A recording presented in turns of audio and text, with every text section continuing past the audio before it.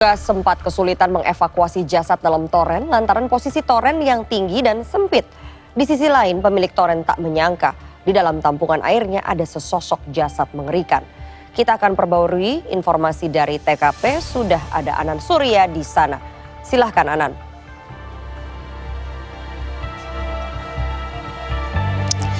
Ya, Indah dan juga good people, betul sekali. Memang keluarga dari Sutrisno tak pernah menyangka aroma tak sedap yang didapati dari air yang digunakan sehari-hari ini berasal dari jenazah yang terendam dan juga terkurung dalam toren yang digunakan.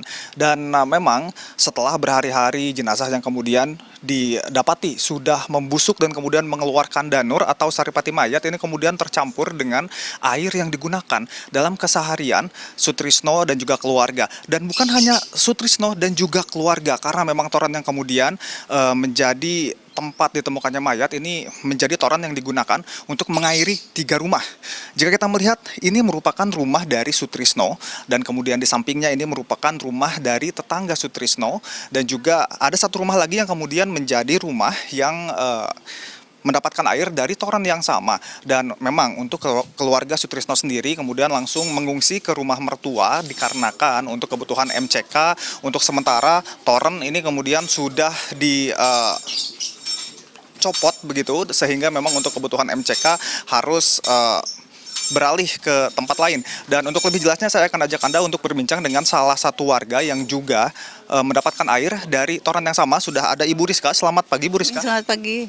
Baik, Bu Rizka, ini seperti apa nih yang Ibu dapati ketika memang mayat masih ada di dalam toren itu? Itu kan pagi-pagi Minggu ya, saya ke kamar mandi, air berubah merah.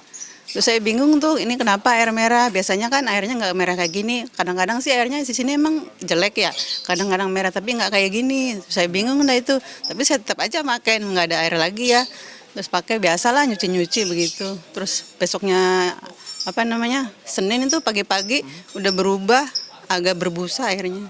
Baik Ibu, ini kan untuk sementara toren yang mengairi rumah Ibu ini dicopot nih Bu. Iya, nggak apa-apa. Nah, ini untuk sementara, untuk kebutuhan MCK untuk Ibu sendiri bagaimana Bu? Ya begitu jadi sulit dah, jadi susah. Jadi kita minta-minta sama tetangga. Baik, Ibu, ini untuk di beberapa keterangan ketika di hari kejadian sempat diakui ada banyak suara atau terdengar suara Ibu. Ketika itu waktu malam minggu.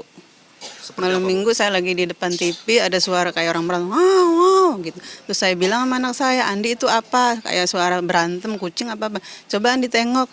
Ya Mak, paling juga kucing, udah gitu aja. Baik, Ibu Rizka, terima kasih banyak Ibu. Semoga sanitasi airnya bisa segera diperbarui Bu ya. Baik. Ya, baik. Terima kasih banyak Bu. Ya, Ina dan juga good people, memang saya akan ajak Anda untuk kemudian melihat lokasi tempat kejadian atau TKP dari ditemukannya jenazah di dalam toren.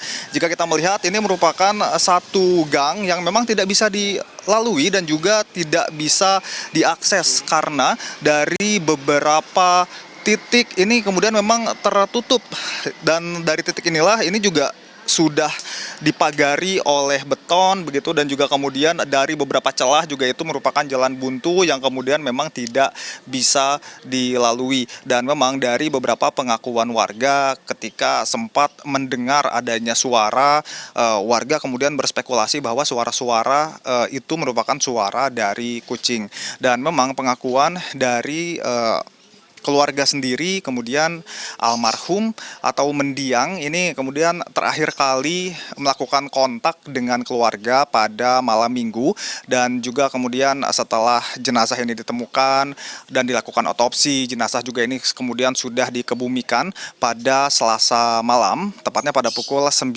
malam, dan memang keluarga tadi malam sudah melakukan tahlilan dan malam ini juga masih akan dilakukan pengajian. Kembali ke Indah. Ya, terima kasih Anan Surya dari Tangerang, Banten.